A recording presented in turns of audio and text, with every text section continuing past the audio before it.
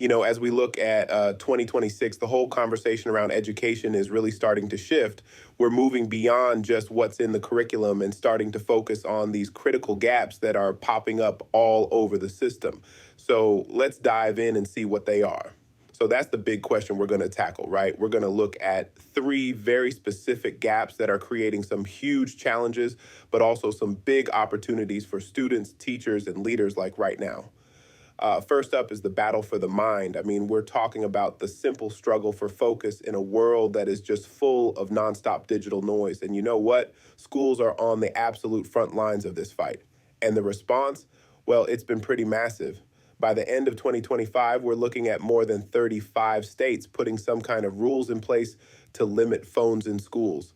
This isn't just a couple of schools trying something out. This is a full-blown nationwide movement. But look, it's not a simple fix.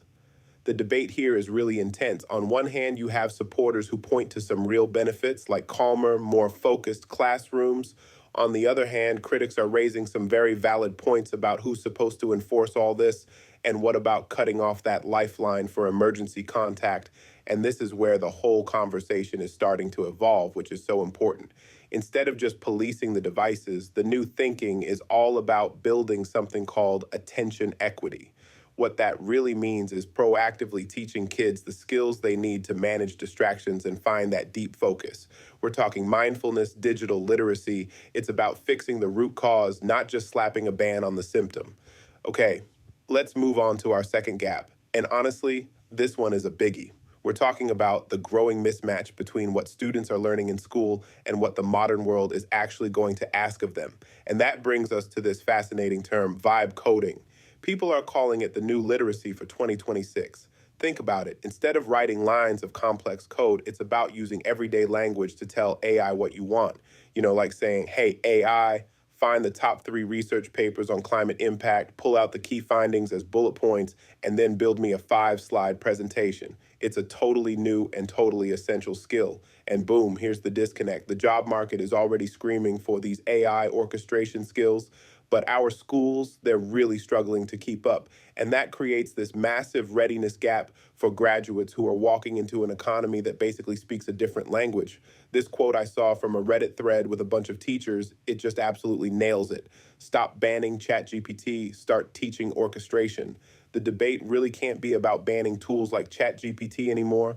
The real work is teaching students how to be the conductor, right? How to be the director of this AI orchestra. That's the skill that's going to matter. Now for our third and final gap, this one's all about people. From the principal's office all the way down to the kids in the hallways, the basic support systems that hold a school together are showing some really serious cracks. I mean, just look at the data for school leaders. It tells a pretty worrying story. Sure, the national turnover rate for principals has come down from that crazy post-pandemic peak, but it's still dangerously high in urban and high poverty districts. The crisis isn't over, it's just gotten more concentrated in certain areas. So why are they leaving? It's not just about the long hours. When you dig in, the real driver is isolation.